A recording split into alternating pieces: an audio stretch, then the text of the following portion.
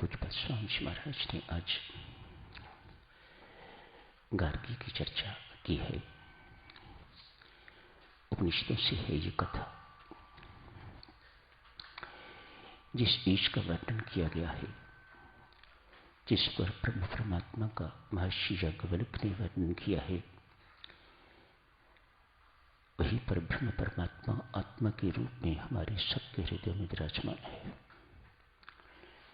उसी आत्मा की चर्चा चल रही है। हु एम आई, मैं कौन हूं? ये जानकारी का हो जाना ही आत्मा का साक्षात्कार है, भगवत साक्षात्कार है।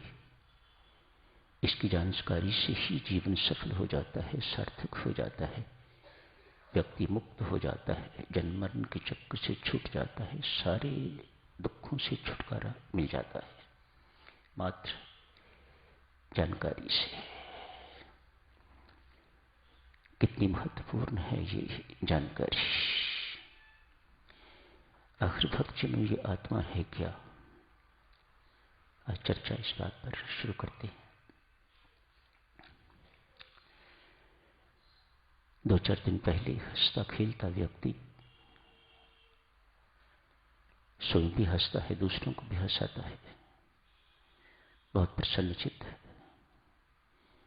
घर का आत्मा जानने वाला व्यक्ति आज लाचार बेबस अस्पताल में पड़ा हुआ है। कहते हैं आईसीयू में दाखिल है, बनावटी मशीनें लगी हुई हैं, हाथ पांव बंधे हुए हैं। किससे? रस्सी जंजीर से नहीं, मशीनों की ट्यूबों से बंधी हुई है। यहां भी ट्यूबें लगी हैं, नाक में भी ट्यूब लगी है, मुख में भी ट्यूब लगी हुई है।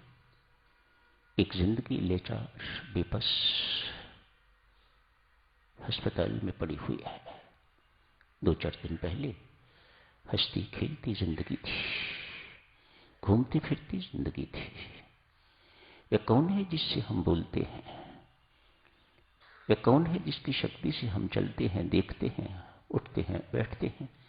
वह कौन है जिसकी शक्ति से हम भोजन करते हैं, जिसकी शक्ति से भोजन पकता है, पचता है, बनाया जाता है, परोसा जाता है? वह कौन है? क्या हुआ है इस जिंदगी को? अचानक बेबस हो गई है। रोज काम पर जाता था, सुबह जल्दी निकलता था, रात को लेट आता था, इतना कर्मठ था, इतना अच्छा काम करने वाला था, घर को संभाले हुए था। आज अचानक क्या हो गया है? अभी कोई वृद्धावस्था तो वो नहीं है। आज क्या हो गया है इसको?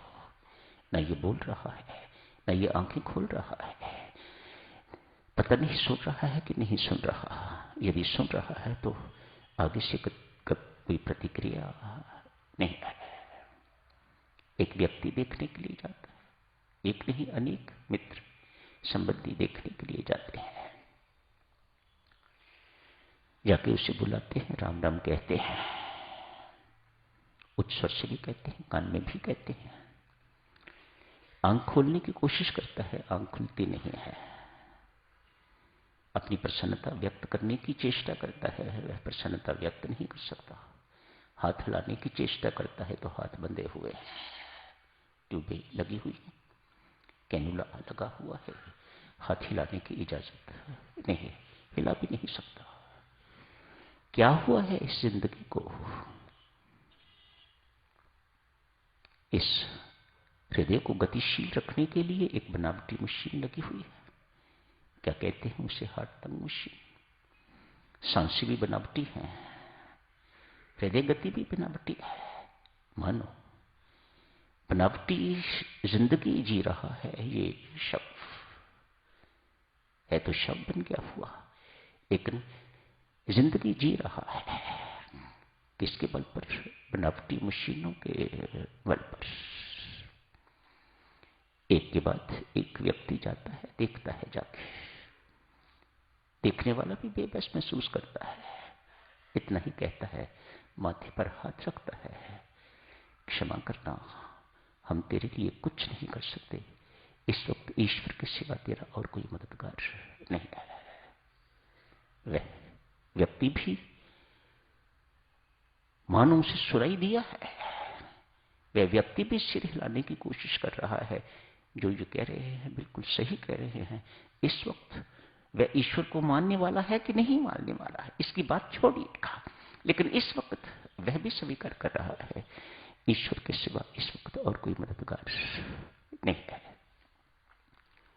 व्यक्ति मित्र संबंधी माथे पर हाथ रख के तो चले जाते हैं। अचानक थोड़ी देर के बाद सूचना मिलती है मशीनें चलनी बंद हो गई हैं, आंख सदा के लिए बंद हो गई है। वह व्यक्ति मृत्यु को प्राप्त हो गया है, सदा के लिए सो गया है। जिसके कारण ही जिंदगी है उसे आत्मा कहा जाता है। जिसके निकल जाने से यह जिंदगी शब हो जाती है उसे आत्मा कहा जाता है। अपने घरों में भी देखो देवी सच में, आप कहते हो ना अमुक व्यक्ति इस घर का आत्मा है, मानो हर चीज उससे पूछ के हो रही है, हर चीज उसकी सुपरविजन में हो रही है, उसकी अनुमति से हो रही है, मानो उसके बिना घर में कुछ नहीं होता। ऐसे व्यक्ति को आप कहते हो ना ये घर का आत्मा है। मृत्यु के बाद मरना है, मर जाता है तो आप कहते हो इस घर का आत्मा था, अब वही चला गया तो इस घर में कुछ नहीं रहा। वैसा ही आत्मा इस शरीर में है। जब वह आत्मा इस शरीर से निकल जाता है, परमात्मा से जाके मिल जाता है, तो वह शरीर शब हो जाता है। ना हाथ हिलते हैं, ना आंख खुलती है, ना मुख बोलता है, ना सांस चलती है, ना हृदय की गति होती है, मानो कुछ भी नहीं होता। सब कुछ स्टैंड स्टिल हो जाता है, शरीर अकड़ जाता है। 2-4 लोग मिलके, 10-15 लोग मिलके तो इसे शमशान घाट ले जाते हैं। क्या हुआ है? जिसके कारण ये जीवन है उसे आत्मा कहा जाता है। वह आत्मा क्या है? परमात्मा ही आत्मा के रूप में हम सबके हृदयों में विराजमान है।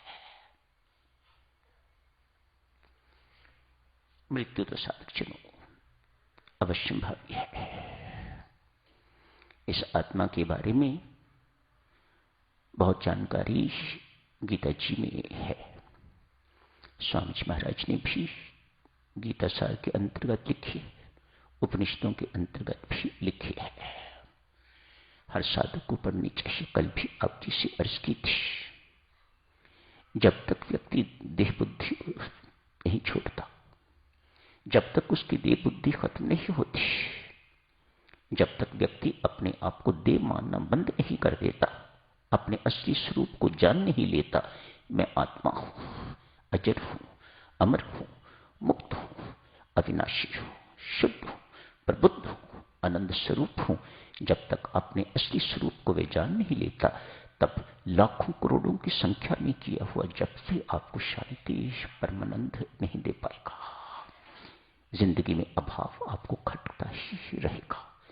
इतनी महत्वपूर्ण है ये जानकारी। संत महात्मा समझाते हैं, बहुत सूक्ष्म है।